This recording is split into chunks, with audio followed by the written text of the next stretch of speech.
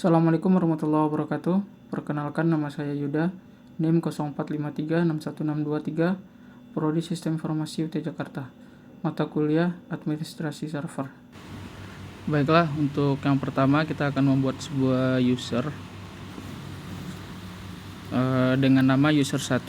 Perintahnya adalah sudo user add -home/user1/s/bin/bus user1, yang mana user admin m ini fungsinya adalah untuk membuat direktori home, sedangkan min d ini adalah lokasi di mana direktori user1 itu akan ditetapkan. Sedangkan min s berfungsi untuk menetapkan sel default login untuk user1 tersebut. Lokasinya ada di /bin dan /bus.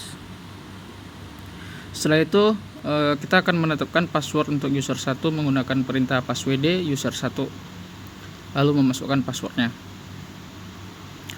Untuk user 2 dan 3 perintahnya bakal sama, yang berbeda hanya lokasi dari sel login default dari user tersebut, yang mana untuk yang user 2 lokasi selnya itu ada di /bin dan /sh.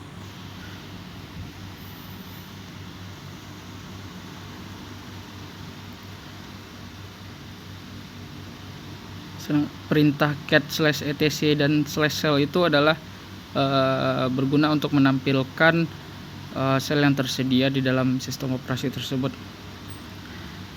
Untuk user 3 kita akan meletakkan selnya berada di /bin/rbus untuk lokasi dari sel user 3.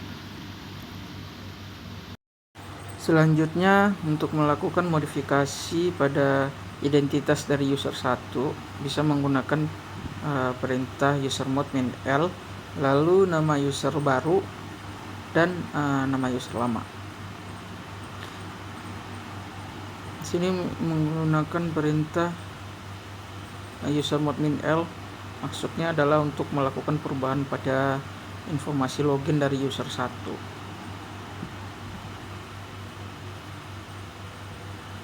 Jika dilihat identitas dari user 1 sebelumnya sudah menjadi new user 1.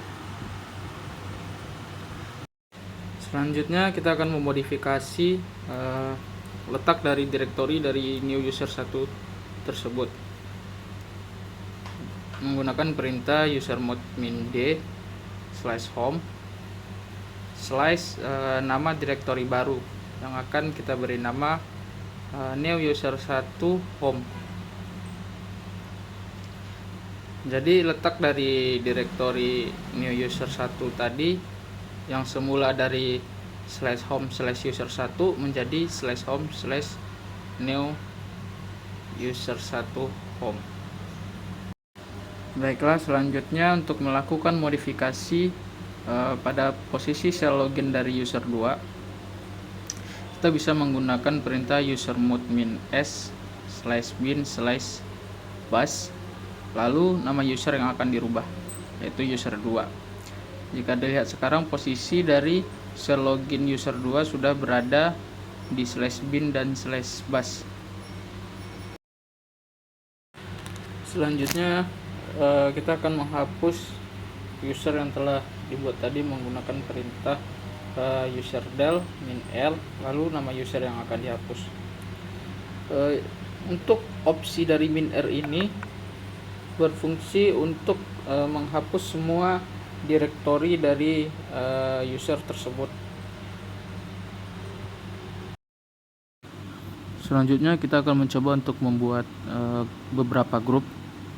Terlebih dahulu kita masuk kepada super user. Sudo ini adalah sintaks agar kita masuk ke mode super user atau administrator.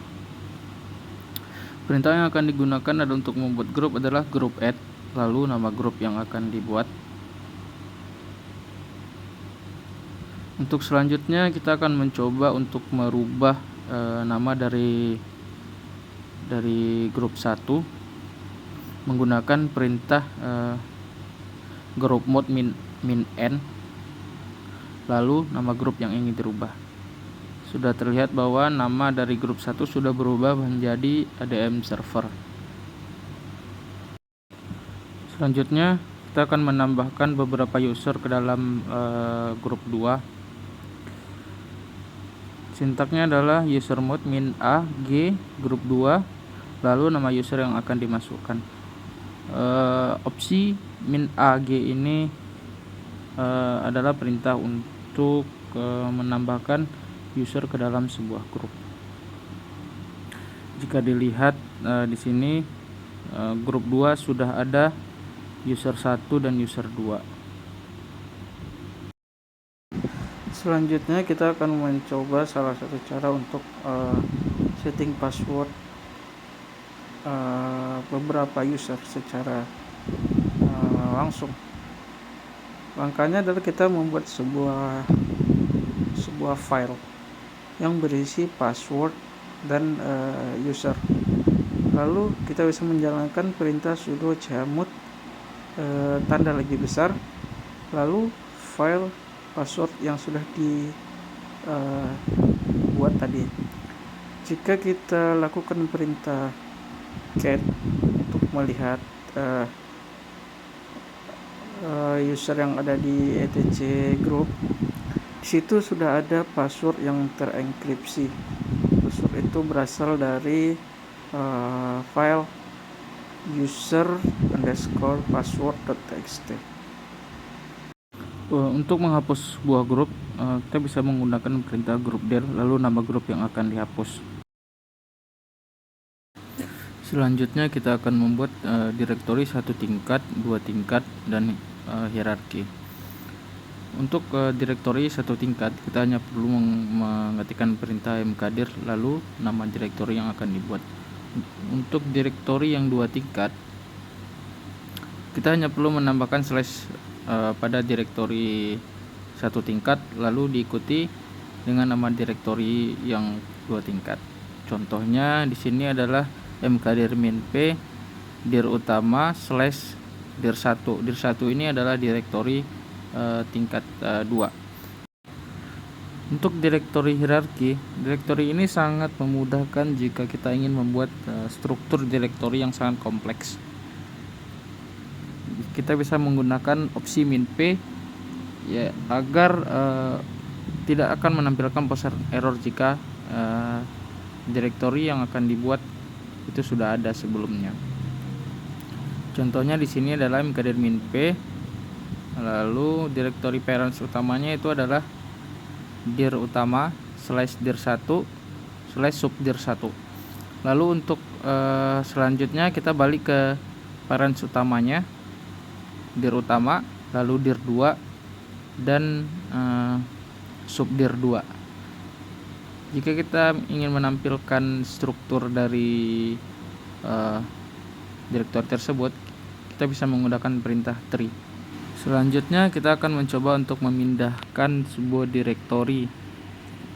Dalam memindahkan direktori ini, hal yang paling penting adalah memperhatikan letak dari direktori tersebut. Untuk susunan perintahnya adalah mv, lalu lokasi dari direktori yang akan dipindahkan diikuti dengan lokasi direktori yang akan dituju. Seperti contoh di sini kita memindahkan direktori subdir 2 ke direktori dir 1. Selanjutnya kita akan melakukan perubahan izin akses pada suatu direktori. Izin akses ini biasanya direpresentasikan dalam bentuk angka, yaitu 4 untuk read, 2 untuk write, dan 1 untuk execute.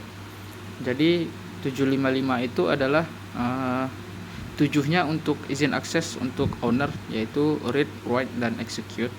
Lalu 5-nya itu izin akses untuk grup, yang mana grup hanya dapat melakukan read dan execute, dan begitu juga dengan user lainnya. Selanjutnya kita akan melakukan perubahan kepemilikan dari suatu direktori. Aturan penulisan sintaknya adalah chown lalu nama pemilik baru, titik 2, nama grup baru, dan nama direktori yang akan dirubah kepemilikannya.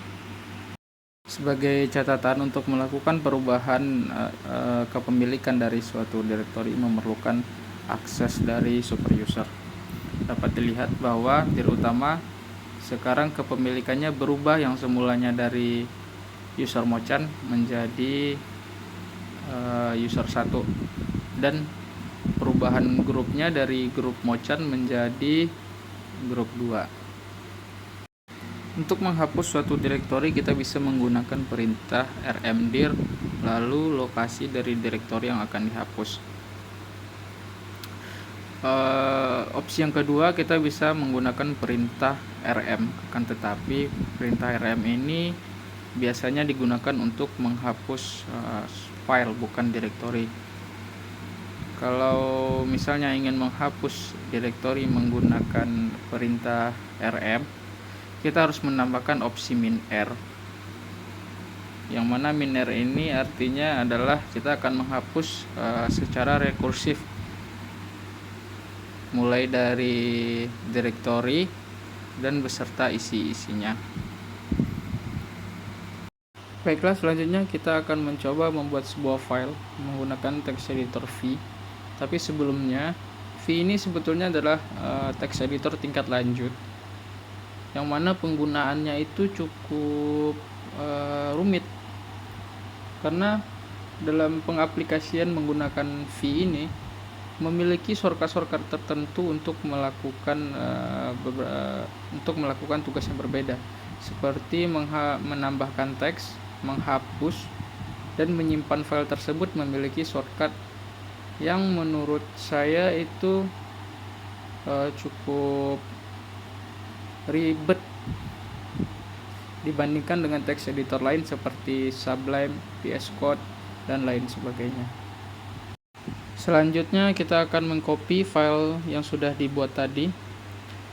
Kita bisa menggunakan perintah cp, lalu nama filenya, dan diikuti dengan direktori tujuan file itu akan di-copy. Bisa dilihat bahwa file txt yang semulanya berada di direktori ADM server sekarang sudah berada di dalam direktori dir utama, yang mana satu tingkat di bawah direktori ADM server. Selanjutnya kita juga bisa menggunakan perintah mv untuk memindahkan file tersebut atau mengganti nama file tersebut.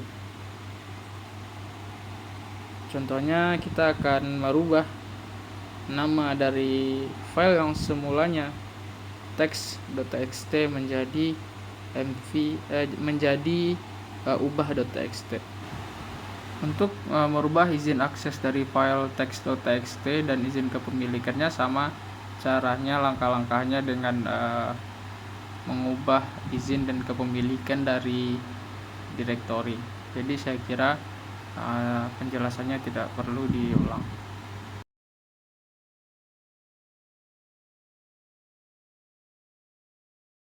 Untuk eksplorasi lanjutan mengenai penggunaan sudo. Sudo ini adalah singkatan dari super user do, yang mana memungkinkan pengguna untuk menjalankan program dengan hak akses keamanan yang dimiliki oleh pengguna lain, seperti super user atau root. Untuk eksplorasi lanjutan lainnya seperti partisi dan mount, saya tidak akan mempraktekkan karena saya menggunakan server fisik dan tidak menggunakan VirtualBox. Dikhawatirkan nanti akan mengganggu partisi dan operasi sistem yang sudah berjalan.